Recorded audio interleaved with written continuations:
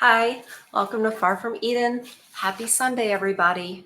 Well, once again, it's not in my book. Oops, there.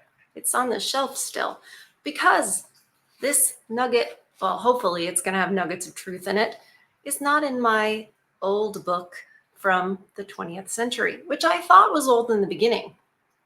But then, when so many of you told me about the Grimm fairy tales from 1812, I was like, wow, they've been hiding this truth for a while. And why would they hide things about, like, why would they hide fairy tales of all things? Like, aren't fairy tales just harmless stories for little children? No, they're not. Well, they are to teach people, they are to teach children the truth about life, the truth about male nature, female nature, things to not do. And, for example, a lot of us thought Hansel and Gretel was about you better listen to your parents and don't go wandering through the woods, on your own, of your own accord. That's not what that was about at all. Not at all. And there's tons of witches and stepmothers, and sometimes stepmothers that are witches, that you go, well, maybe there was a reason for that. And there was. And so on Sunday, we look into that. We investigate via Grimm Brothers. Sometimes we look at Rudyard Kipling poems or Paul Harvey speeches to find out, what did people used to know? They used to know the truth. Instead of all this, like everything you can do, I can do better kind of an idea. Or sugar and spice and all things nice is what women are made of. No. No. So we've read the ones that I've heard of, that you've requested. And so every Sunday, I'm looking into, well, what are the controversial ones? What are the ones they don't want us to read? What are the ones they've tried to remove from basically us ever being able to look at them, right? And also saying, oh, you shouldn't look at that. That's misogynistic. Well, those are the ones I want to read. I want to read the ones that they say we shouldn't, because I want to know what is it they don't want us to know. They would have us believe that back then things were backwards and, men were oppressors and all the rest of it. And we know that's not true. So that leads us to Cherry the Frog Bride. I know, that is such a weird name. So no idea what we're in for. I hope it's good. It's supposed to be one of the more controversial ones. It's, I couldn't find it in the normal 1812 place I look online. Some places I found online say it's not a Grimm Brothers story. Some places say it is. But by then, I was already sold on us reading it just because they don't want us to. See, that's me using I'm trying not to say the nature of the fairer sex. I'm trying not to say that, but that's what I want to find the stories, the ones that reveal that. So let's find out how. I think the words I looked for when I Googled it was, what's the most twisted of the Grimm Brothers fairy tales? And this one was one of them. So let's find out. Okay. Get past the description. Okay. There was once a king who had 3 sons. Not far from his kingdom lived an old woman who had an only daughter called Cherry. The king sent his sons out to see the world, that they might learn the ways of other lands and get wisdom and skill in ruling the kingdom, which they were one day to have for their own. But the old woman lived at peace at home with her daughter, who was called Cherry, because she liked cherries better than any other kind of food and would eat scarcely anything else. Well, she sounds spoiled already. And it already sounds like the old woman who is the mother, which is odd because let's just stop for a second, because back then you wouldn't have an old woman with a daughter, really, would you? Because I mean, I would say it would be rare. And it would also be rare that there would only be one child. And also, I would imagine it would be rare for her to be living without, a male family member in the household. It's not like back then there was, very good organized, police and things like that. So, but it is a story. So let's just grant all of that. It is notable, though, that there's no man in this household, and that this daughter is only eating cherries. That's you only get that way through being spoiled, because you would think that you get to eat only that which you like. Okay. Now, her poor old mother had no garden and no money to buy cherries every day for her daughter.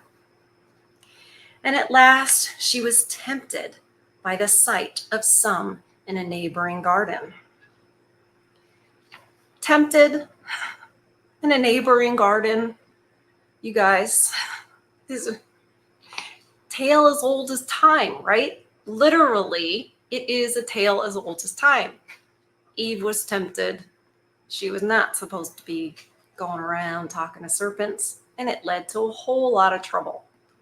Women seeing things that they ought not have, that doesn't belong to them and is not, something that would benefit them greatly. The daughter can eat something else. It does not lead to good things. And today, and as I said in last week's fairy tale, today, that thing where they're finding this stuff is cell phone, right? That's their way that they're looking at these things that they ought not have, that doesn't belong to them, etc. So automatic, like, it's, yeah. Okay. So she was tempted. She was tempted. She has no agency in that. That's sarcasm. So some in the neighboring garden to go in and beg a few of the gardener. But as ill luck would have it, the mistress of the garden was as fond of the fruit as Cherry was. And she soon found out that all the best were gone, and was not a little angry at their loss. So are we saying that the old woman was begging for it, but then she just took them? We're only a couple paragraphs in, and we've already got coveting and stealing. But it's supposedly a peaceful household. Now, so the lady with the cherries, now she was a fairy too, though Cherry's mother did not know it and could tell in a moment who she had to thank for the loss of her dessert. So she vowed to be even with Cherry one of these days. The princes, while wandering on, came one day to the town where Cherry and her mother lived. As they passed along the street, saw the fair maiden standing at the window, combing her long and beautiful locks of hair. Then each of the three fell deeply in love with her and began to say how much he longed to have her for his wife. Scarcely had the wish been spoken, then each broke out into a great rage with the others for wanting to have poor Cherry, who could only be wife to one of them. Poor as in monetarily poor, or are we feeling sorry for her? I'm not sure. At last, all drew their swords, and a dreadful battle began. The fight lasted long, and their rage grew hotter and hotter, when at length the old fairy, to whom the garden belonged, hearing the uproar, came to her gate to know what was the matter. Finding that it was all about her fair neighbor, her old spite for the loss of the cherries broke forth at once, worse than ever. These feelings, the daughter wanted the cherries more than any other food. Okay, so I guess then she has to have them. And then the mother of Cherry just has to get them, so she steals them. And then now the old fairy, more like a witch, the old fairy, the rage has come upon her. There's no agency in any of these women. And I'm not sure if it's because at the time that this was taken down, if they didn't believe women had agency, or if this is showing that women are acting without agency and not taking responsibility. Either way, really, it doesn't matter which one is true, because whether the women in this, we'll just say the women right here in this story, not all modern women, let's just say these women, whether they have agency and choose not to use it or don't, someone else with more discipline who doesn't act off of their feelings needs to be in charge of the decision making here, because all of these decisions have been bad. And who has paid for it so far? The princes, right? They started fighting with, what if one of them had ended another one? They would have paid a consequence for these women all not making good choices. And, do you guys see any problems with that? Any kind of where we can see it playing out in modern times, where these decisions that women make then just poorly affect you guys or society? There's a reason the Grimm brothers wrote down these stories and wanted them to keep being told. If you tell stories like this to children and explain these things, they will grow up and think to, for example, so far, if I was reading this to children, I would say, now, was it okay for her to only eat cherries because that's what she liked? No, it wasn't, because life isn't about only having what we want. You know what? Only having what we want isn't what's best for us. And we would even say, was the mother doing her daughter favors by giving her only what she wanted? And then if the children could see, yeah, no, that wasn't the best. This is a great story for children, and we're only a few paragraphs in. There's already so many things to learn.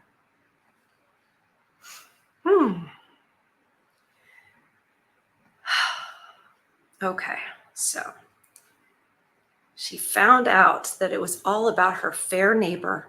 Her old spite for the loss of her cherries broke forth at once, worse than ever. Now then, said she, I will have my revenge. And in her rage, she was Cherry turned into an ugly frog, and sitting in the water under the bridge at the world's end. Oh my. No sooner said than done, and poor Cherry became a frog and vanished out of their sight. The princes now had nothing to fight for, so, sheathing their swords again, they shook hands as brothers and went on towards their father's home. Don't fight over a woman, you guys. I'd love to know your thoughts on that part on what that can teach little boys, the princes fighting over the woman. I don't think that guys actually do that so much. I think that women really they compete over men and sort of fight, not so much physically that much, but verbally and sneakily and that kind of a thing over men. You guys let me know if it's real that men fight over women. I think it's in the movies. I think it's once in a while. I don't think it's often. The old king, meanwhile, found that he grew weak and ill-fitted for the business of reigning. So he thought of giving up his kingdom, but to whom should it be?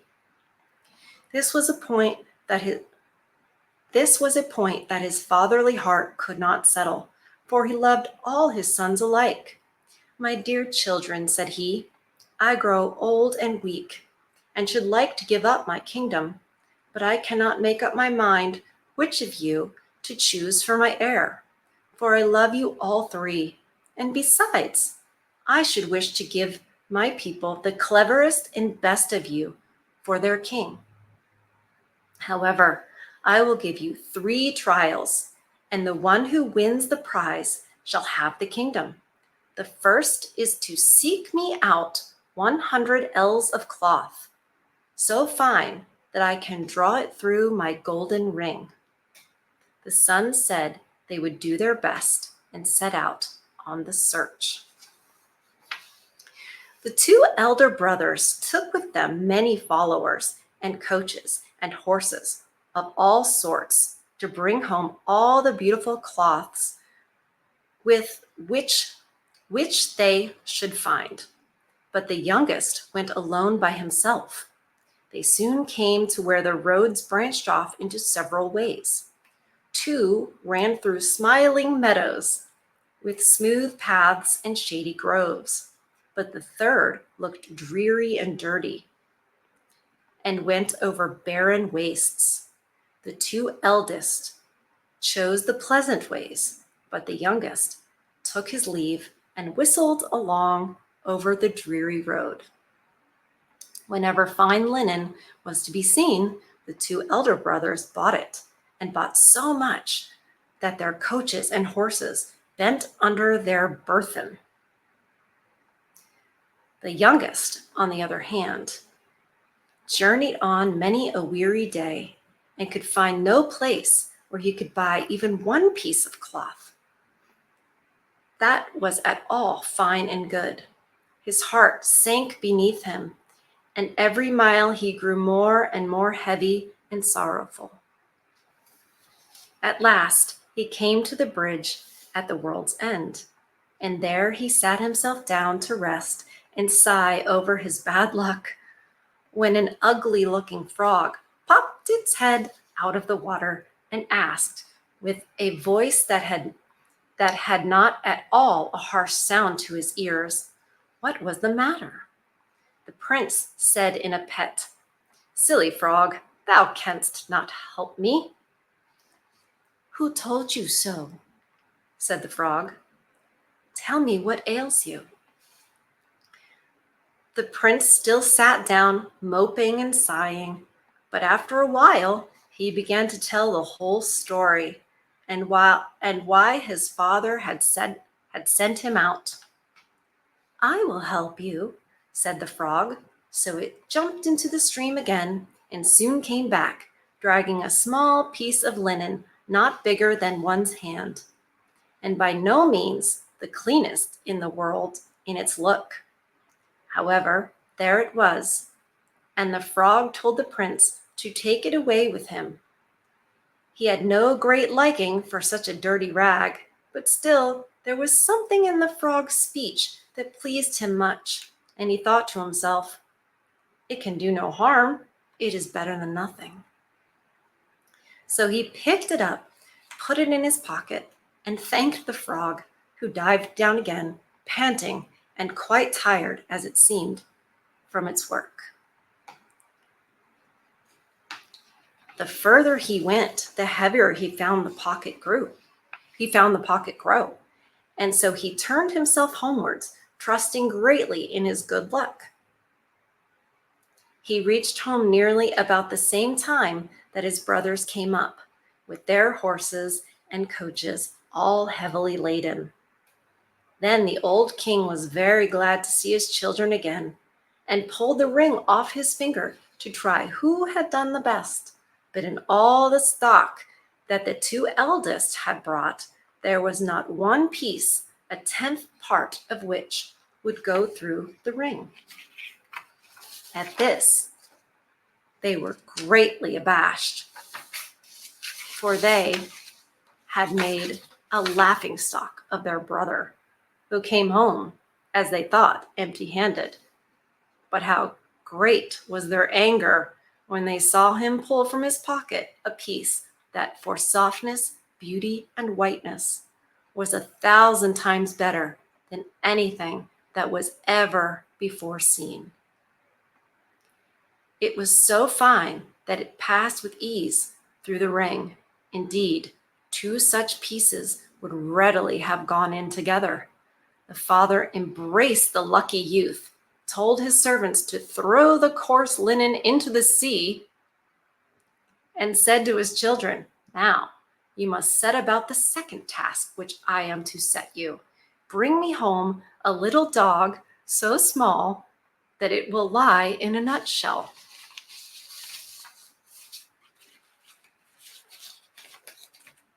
This is good. His sons were not a little frightened at such a task, but they all longed for the crown and made up their minds to go and try their hands. And so after a few days, they set out once more on their travels. At the crossways, they parted as before, and the youngest chose his old, dreary, rugged road, with all the bright hopes that his former good luck gave him. Scarcely had he sat himself down again at the bridge foot when his old friend the frog jumped out, set itself beside him, and as before, opened its big wide mouth and croaked out, "What is the matter?" The prince had this time no doubt of the frog's power, and therefore told what he wanted. "It shall be done for you," said the frog, and springing into the stream, it soon brought up a hazelnut, laid it at his feet, and told him to take it home to his father and crack it gently, and then see what would happen. The prince went his way very well pleased, and the frog, tired with its task, jumped back into the water. Well, so far, this frog, also Cherry, is helping him, and it doesn't seem that it's for anything for the frog. There's no like, "Hey, if you save me, I'll get you this," or "If you take me out of this gross swamp, I'll bring you this." She's just doing it, which is good and right. And they're pointing out that it's hard work for the frog to do this. And again, that is right. It is, I'm not saying it's correct that it's hard work. I'm saying it's a right thing to do to help out someone in need, especially, even if it causes work or what have you. It's about serving your fellow man. And we don't see a lot of that from the fairer gender in this day and age. All right. So the prince is well pleased. The frog, tired with its task, jumped back into the water. His brothers had reached home first and brought with them a great many very pretty little dogs. There were wagtails, curtails, and bobtails, crops and brushes, spitzes and sprightlies, fans and frisks, diamonds and dashes, enough to stock the bowers of all the fair ladies in the land. The old, I'm sorry, Kevin Samuels by A Dog Die Alone came into my head. I know it's fairy tale day. It's just, we could use that. We've got a lot of women who are alone that probably could use a dog or cat or 12. Okay. The old king, willing to help them all he could, sent for a large walnut shell and tried it with every one of the little dogs. But one stuck fast with the hind foot out, another with the head out, a third with the forefoot, a fourth with its tail out. In short,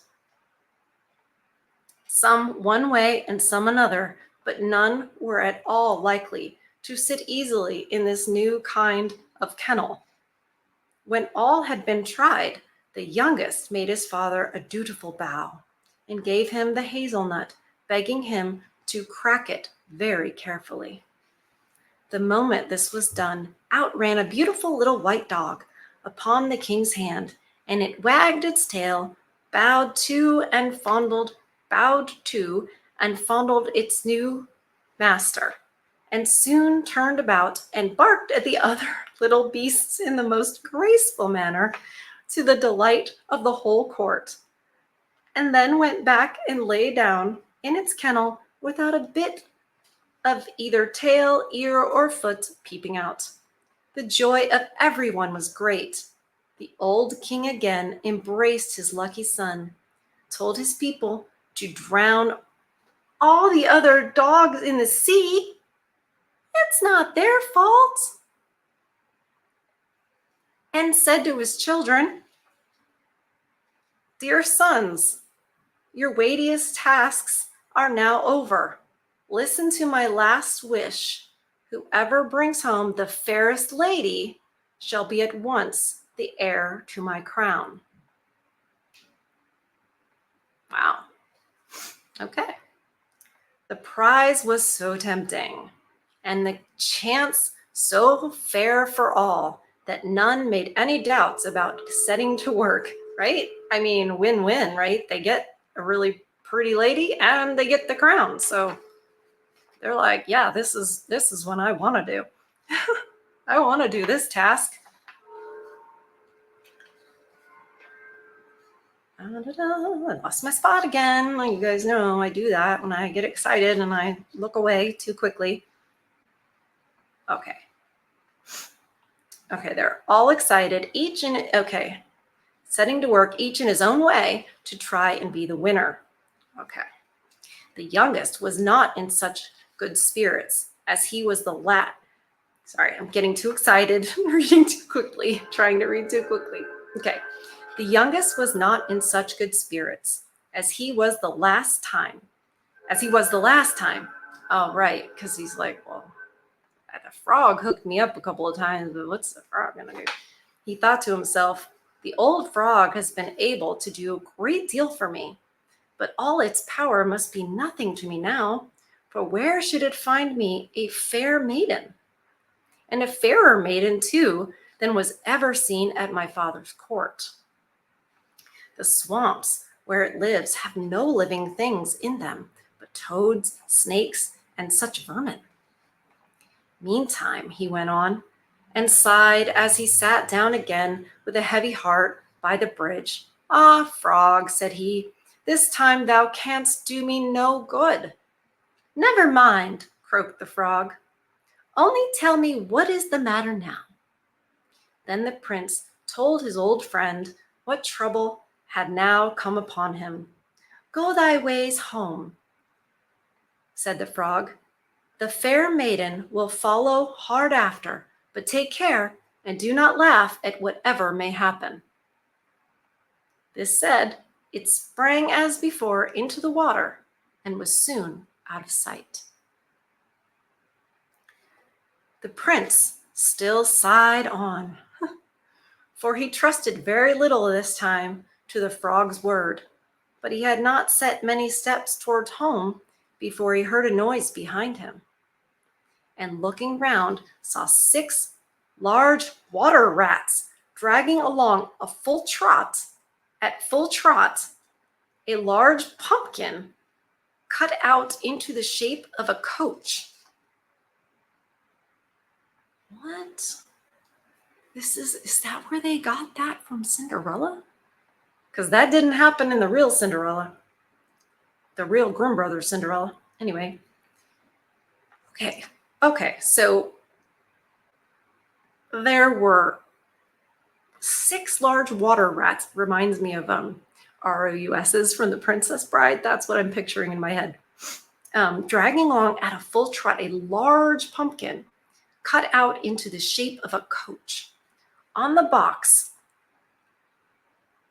sat an old fat toad as coachman, and behind stood 2 little frogs as footmen, and 2 fine mice with stately whiskers ran on before as outriders. Within sat his old friend the frog, rather misshapen and unseemly to be sure,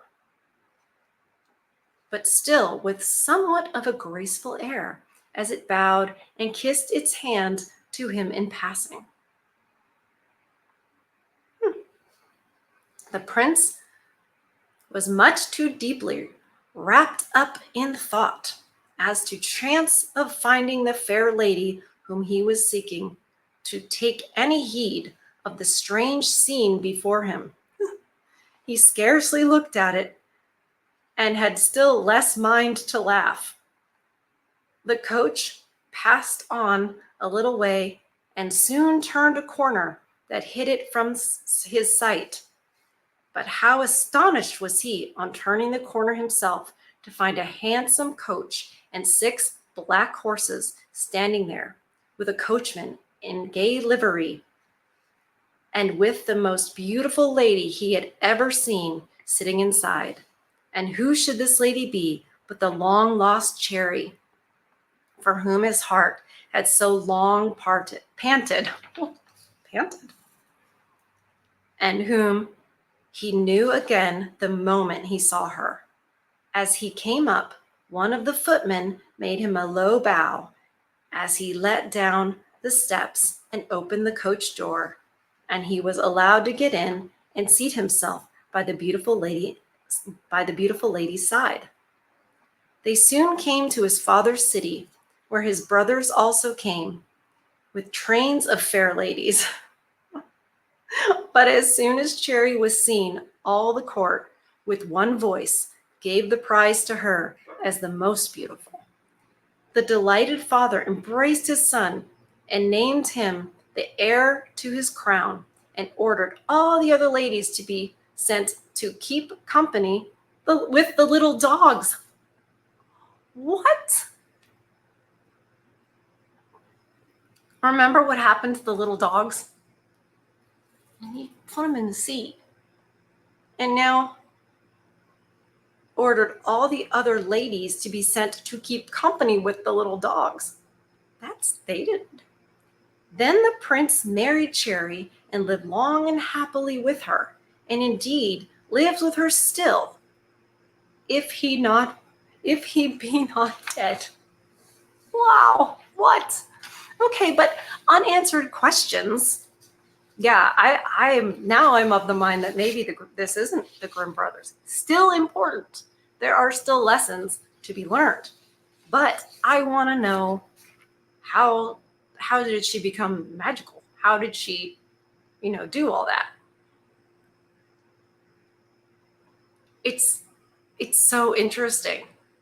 It definitely teaches kids to not be demanding, not be spoiled. It definitely, teaches about how revenge isn't good, about how stealing isn't good. I like the, there's 2 beautiful ways to go, and that's the way the older brothers went, and then there's a dreary way that doesn't look like there's a lot. And he did originally say, it said that he chose it. It doesn't say he was left with it as the younger one, which is what I would think. It said he chose it, and he went whistling down that way. He had a very good attitude going down a not so good path. He did get a little bit like sorrowful, but I understand. So choosing the difficult way and having a good attitude about it is a good thing to teach little kids.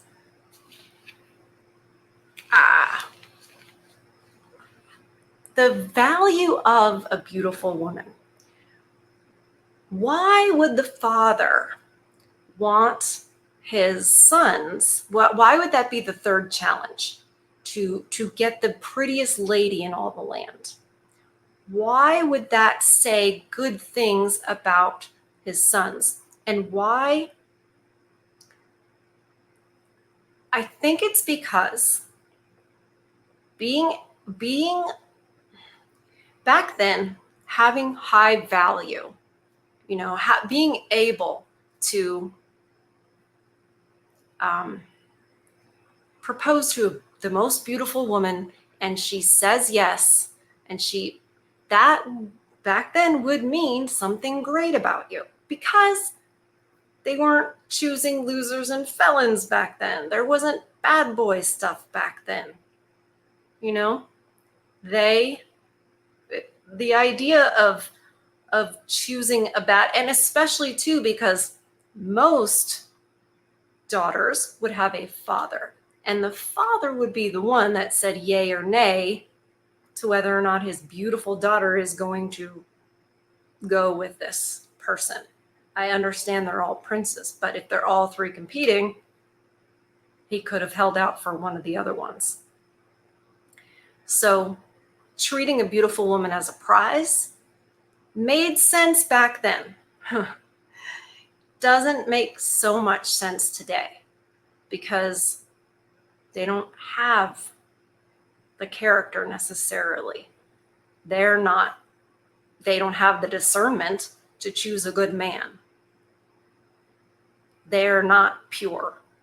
So just a beautiful woman doesn't have the value that it used to have. And even one of the most recent home math videos that I covered was talking about how, was it home math, or was it might have been Man Reacts. But anyway, one of the most recent videos that I covered was talking about how the 8s, 9s, and 10s of females, it was a Man Reacts video, and they were talking, it was a clip from Fresh and Fit, talking about how the 8s, 9s, and 10s of the females are just no. And we talked about how they don't have to develop character when they're that beautiful. Society does not require it of them to be, they just get rewarded.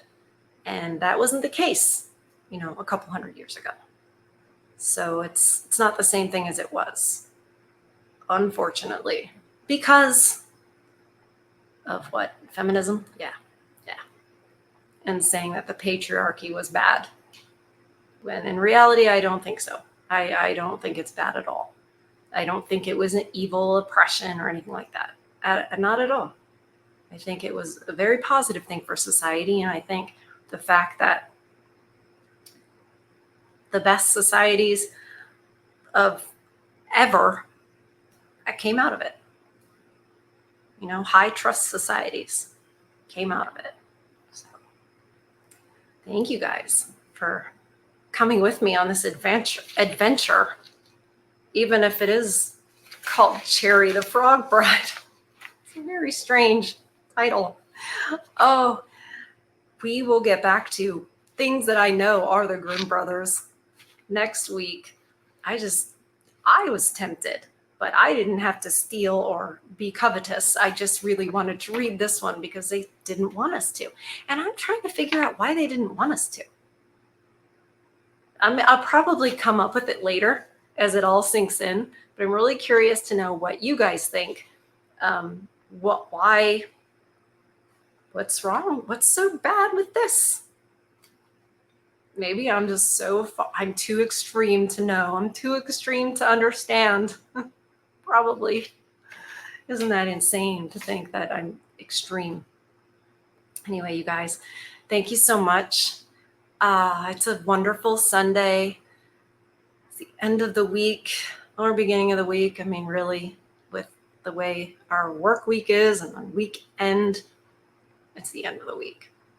And so I hope you have fed your souls today. I hope you are protecting your peace.